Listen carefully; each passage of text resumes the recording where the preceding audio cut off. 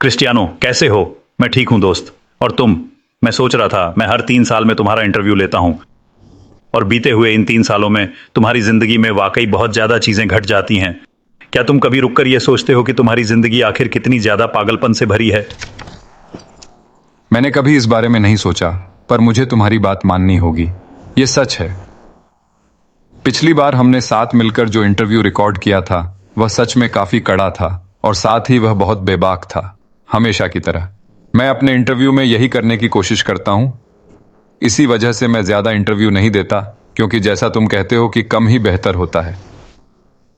पर इस बार मैं वादा करता हूं कि मैं एक अच्छा इंसान बनकर रहूंगा। तुमने जियो को बताया कि तुम ज्यादा विवादित नहीं होगे। मैंने उसे बताया कि मैं तुम्हें इंटरव्यू देने वाला हूं, और वादा किया कि मैं एक भला इंसान बनकर रहूंगा। वह आर्सेनल शर्ट कहाँ है जो मैंने तुम्हें दी थी? मुझे पता था। मेरा मतलब है वह कहाँ है, वह के अंदर है। हाँ, मतलब चलो भी। पता है, आज भी चुभता है। पिछली बार तुमने जो खुलासा किया था कि तुम एक आर्सेनल खिलाड़ी हो सकते थे, कि तुम आर्सेन वेंगर से मिले थे, तुम आने वाले थे, सब कुछ तय था, सब सहमत थे। और फिर पता है इसके लिए मैं किसे जिम्मेदार मानता हूं? जॉन ओशी। जॉन ओशी को दोष क्यों देता हूं? स्पोर्टिंग लिस्बन और मैनचेस्टर यूनाइटेड के फ्रेंडली मैच में तुमने ओशी को इतना परेशान किया कि यूनाइटेड के 4 खिलाड़ी सर एलेक्स के पास गए और कहा इसे साइन किए बिना मत जाना। फिर उन्होंने उसी दिन तुम्हें साइन कर लिया। क्या यह सच है? यह बिल्कुल ही सच्ची कहानी है। लेकिन जैसा कि मैंने आपसे पहले भी कई बार कहा है, जो समय बीत गया वो अब बीत ही गया है। मुझे लगता है कि ये सब तो बस हमारे इस जीवन का एक अनिवार्य हिस्सा ही होता है। और सच कहूं तो जब मैं आर्सेनल को देखता हूं तो मैं प्रतिद्वंद्वी की तरह नहीं देखता, बल्कि ऐसे कि मैं लगभग वहां पहुंच गया था।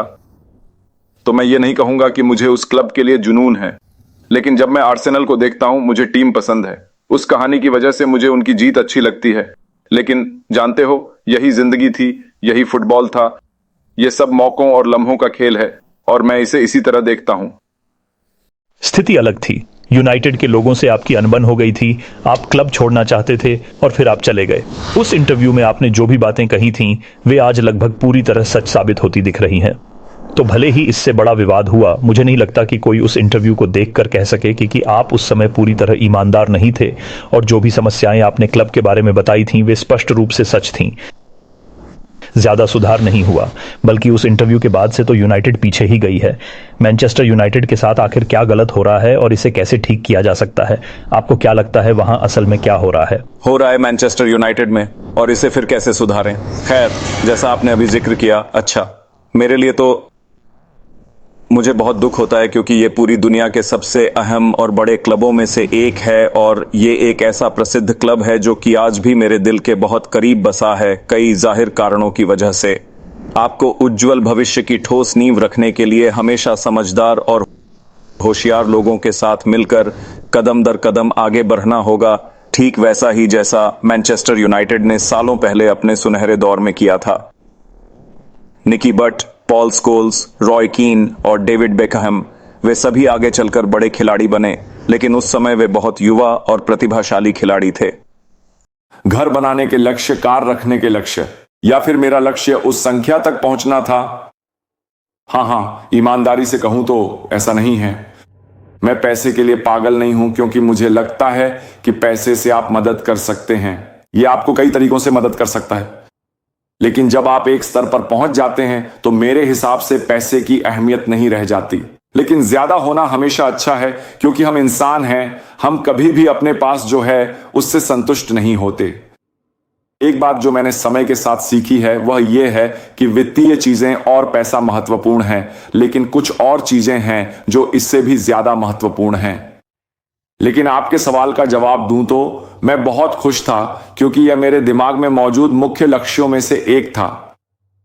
फुटबॉल का हिस्सा, ट्रॉफियां, चैंपियंस लीग, गोल्डन बॉल्स, ट्रॉफियां, सब कुछ। वित्तीय और व्यावसायिक दृष्टि से यह मेरा लक्ष्य था। तो 39 की उम्र में मैंने वह संख्या हासिल कर ली और सच कहूं तो मुझे बहुत गर्व हुआ। और अब दुनिया ने भी इसे मान लिया है और ब्लूमबर्ग ने एक रिपोर्ट की जिसमें आपको पहला फुटबॉल अरबपति घोषित किया गया। पहली बार ऐसा हुआ है और खेल जगत में ऐसे बहुत कम आइकॉन हैं जिन्होंने अन्य खेलों में यह मुकाम हासिल किया है। जिस दिन मैं गया था उसी दिन दोनों बुगाटी निरीक्षण के लिए गई थी और अब वे वापस आ रही हैं। बस उन्हें देखो, वे अच्छी हैं, वे साफ हैं, वे अच्छी हैं। वे गैराज में जाती हैं, लेकिन ये ईमानदार है। मेरे लिए अब कारें कोई जुनून नहीं रही। क्या आप कभी गाड़ी चलाते हैं? हाँ, आप चलाते हैं? मैं चलाता हूं। हाँ, क्या आप इधर उधर गाड़ी चला सकते हैं? मैं सऊदी में ज्यादा गाड़ी नहीं चलाता क्योंकि हम दोपहर में ट्रेडिंग के आदी हैं और मैं हमेशा ड्राइवर के साथ जाता हूं। और ट्रैफिक बहुत खराब है। और ट्रैफिक बहुत खराब है। लेकिन उदाहरण के लिए जब हम घर वापस आते हैं तो ट्रैफिक नहीं होता। तीसरा गोल, लेकिन कभी कभी सब्स्टिट्यूशन अच्छा होता है। अगर आपके पास 2 गोल भी हैं तो अब मेरे लिए कोई समस्या नहीं है क्योंकि मैंने इतने हैट्रिक बनाए हैं। ओ, एक और झूठ है मेरे लिए ये। आपका गोल है। आपका 30 की उम्र के बाद का स्कोरिंग रिकॉर्ड वाकई हैरान करने वाला है। ये ज्यादा है। 30 की उम्र से पहले की तुलना में ज्यादा है। मेरा मतलब है इतिहास में कोई भी खिलाड़ी ऐसा नहीं कर पाया है। अब तक आपने 948 करियर गोल किए हैं। तो पिछले हफ्ते सभी के वीडियो भी हैं। बिल्कुल, तो सबूत भी है। मैंने आपको ऐसा कहते सुना है। आप सही कह रहे हैं, हर गोल का सबूत है। क्या आपको अपना पहला गोल याद है? पहला गोल जो मैंने किया प्रोफेशनल, हाँ, उससे भी ज्यादा। वो गोल क्या था? आपको वो गोल देखना चाहिए। वो अच्छा था, अविश्वसनीय था। सच में? दूसरा गोल नहीं, पहला गोल अविश्वसनीय गोल था। तो आपने शुरुआत ही एक जबरदस्त गोल से की थी। क्या आपने वो गोल नहीं देखा? नहीं, मैंने इस गोल का वीडियो बनाया था। इस गोल का अविश्वसनीय था। यही वो पल था जब लोगों ने कहा, सुनो, ये लड़का अच्छा खिलाड़ी बनेगा। ठीक है, चलो इसे देखते हैं। बस एक के बाद एक लगातार। ओह, स्टेप ओवर। ओह, क्या शानदार गोल था। सबसे पहले अंदर। ये तो जबरदस्त था और शर्ट भी उतर गई। बहुत बढ़िया। ओह, क्या गोल था। यहां तक कि कमेंटेटर भी कहते हैं इसी वजह से ये खिलाड़ी हमारी लीग में ज्यादा समय तक नहीं टिकते। 17 साल की उम्र में मेरे लिए ये बहुत बड़ा धमाका था। वो एहसास, वो पहला गोल और वो शानदार गोल था। लेकिन वो पहला गोल, क्या वहीं पर आपको पहली बार वो जोश महसूस हुआ जब आपने सोचा, ठीक है, मुझे ये बहुत पसंद है? नहीं, ये आपको खुद पे भरोसा देता है। आप कहते हैं, वाह, मैं बड़ों के साथ खेल रहा हूं। तो फिर चलिए। वे मुझे रोकना चाहते हैं। लेकिन 17 की उम्र में भी मैं उनसे तेज था, उनसे ज्यादा समझदार था और मैंने गोल किया। यहीं से आपको महसूस होने लगता है कि मैं गोल्डन बॉल नहीं कहूंगा, जो भी हो, लेकिन एक अच्छे पेशेवर खिलाड़ी बनने जा रहे हैं। अब तक आपका पसंदीदा खिलाड़ी कौन रहा है जिसे देखना आपको सबसे अच्छा लगा? सिर्फ एक नाम लेना शायद सही नहीं होगा। पिछले 20-30 सालों में आपने ऐसा किया है और आपने सोचा, मुझे ये देखना ही है, सिर्फ इस आदमी की वजह से। मैं खेल देखता हूं, खिलाड़ी देखता हूं। क्या आप सिर्फ एक खिलाड़ी की वजह से कुछ देखेंगे? नहीं। मैं उदाहरण के लिए ब्राजील को देखता हूं। हम? क्योंकि उनके पास कई खिलाड़ी हैं। उनके पास रोनाल्डो, रोनाल्डिन्हो, काका है। हाँ, मैं देखता हूं, मुझे नहीं पता, अर्जेंटीना। उनके खिलाड़ियों की वजह से मैं स्पेन को चुनता हूं। मैं इस तरह देखता हूं, ना कि सिर्फ एक खिलाड़ी की वजह से, ईमानदारी से। लेकिन मुझे यह मानना होगा कि फुटबॉल की दुनिया में हमारे पास बहुत सारे बेहतरीन खिलाड़ी और स्टार खिलाड़ी हैं जिनका आप दूसरों की तुलना में ज्यादा आनंद लेते हैं। बिल्कुल। लेकिन सिर्फ एक खिलाड़ी की वजह से कोई मैच फॉलो करना नहीं। क्या आप सेवानिवृत्ति की कल्पना कर सकते हैं? हाँ। क्या आपने कोई ऐसी उम्र तय कर रखी है जब ऐसा हो सकता है? जल्द ही। लेकिन मुझे लगता है कि मैं तैयार रहूंगा। ये मुश्किल होगा, बिल्कुल। ये कठिन होगा, हाँ। शायद मैं रोऊंगा, हाँ, ये सामान्य है। और मैं आसानी से रोने वाला इंसान हूं। मैं अपनी भावनाएं नहीं छुपाता। मैं ईमानदार हूं, मैं खुला इंसान हूं। नहीं, आप हैं। हाँ, ये बहुत मुश्किल होगा, हाँ। लेकिन शांति है। मैंने अपना भविष्य 25, 26, 27 साल की उम्र से ही तैयार करना शुरू कर दिया था। मैं अपना भविष्य तैयार करता हूं तो मुझे लगता है कि मैं उस दबाव को संभालने में सक्षम रहूंगा। क्या कोई ऐसी चीज है जो आपको फुटबॉल खेलने की खुशी जैसी खुशी दे सके, असल में फुटबॉल खेलने की? क्योंकि साफ है कि आपको अभी भी खेलना बहुत पसंद है। फुटबॉल के अलावा आपको क्या लगता है कि कोई चीज उस खुशी के करीब भी आ सकती है? कुछ भी, या क्या आपने स्वीकार कर लिया है? मुझे लगता है कुछ भी नहीं। किसी भी चीज की तुलना नहीं की जा सकती। जो एड्रेनालिन हमें फुटबॉल में गोल करने पर मिलता है वो इस तरह चला जाएगा।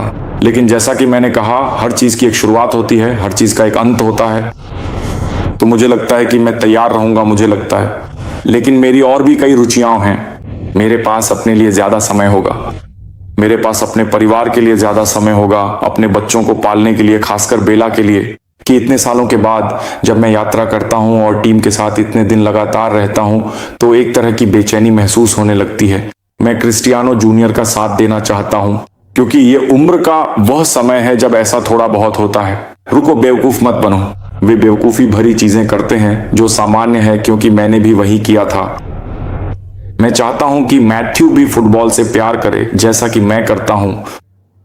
मैं और अधिक पारिवारिक व्यक्ति बनना चाहता हूं, ज्यादा मौजूद रहना चाहता हूं, साथ ही अपने खुद के शौक भी रखना चाहता हूं जो मुझे पसंद हैं। आप जानते हैं, जैसे कि मुझे यूएफसी देखना पसंद है, फाइट्स देखना पसंद है, मुझे पैडल भी पसंद है। उदाहरण के लिए, यह हमारा मुख्य खेल है।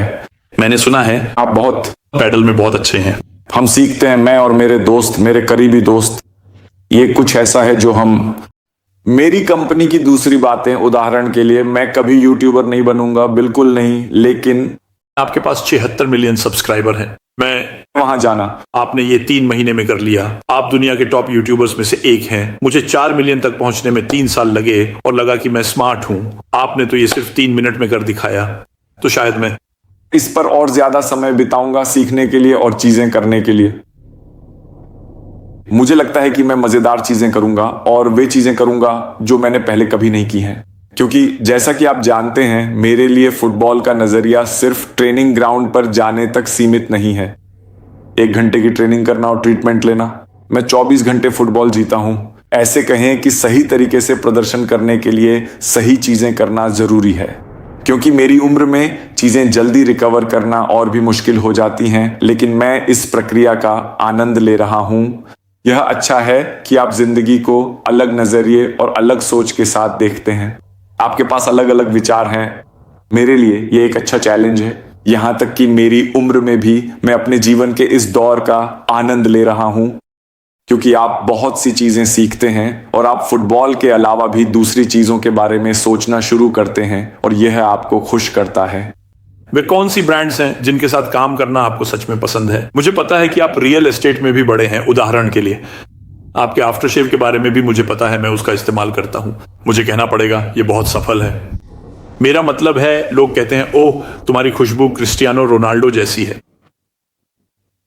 लेकिन आप इतनी सारी अलग अलग चीजों में शामिल हैं। आपके लिए कौन सी बड़ी चीजें हैं जिनमें आप सबसे ज्यादा जुड़े हुए हैं? आपको क्या लगता है?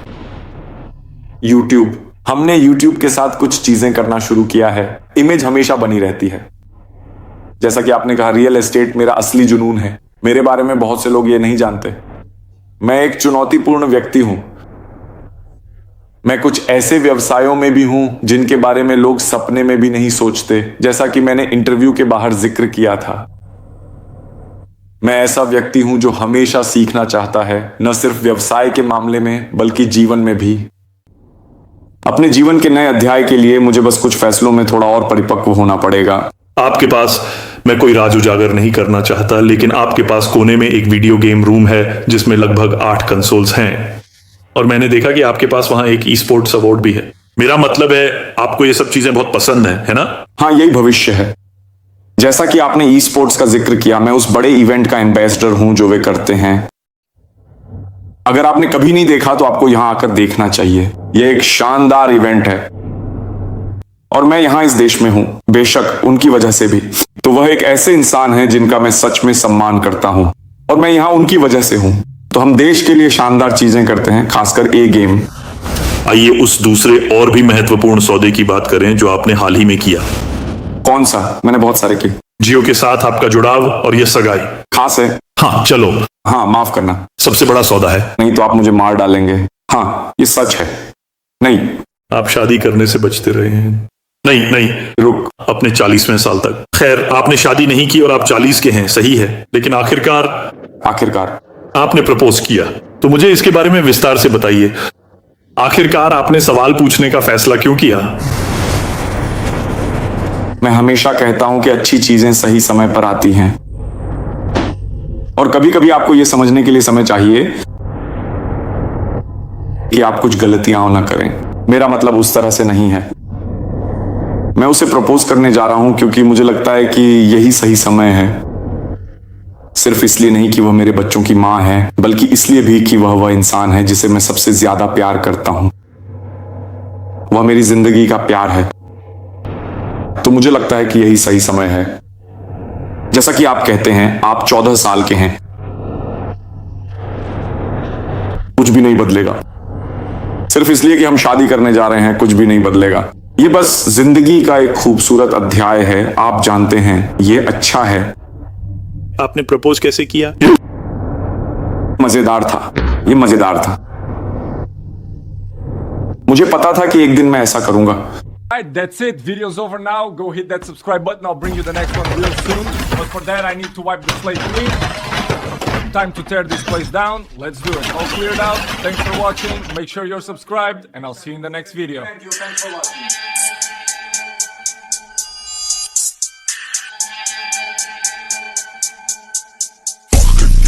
Body don't pick 'em up, let 'em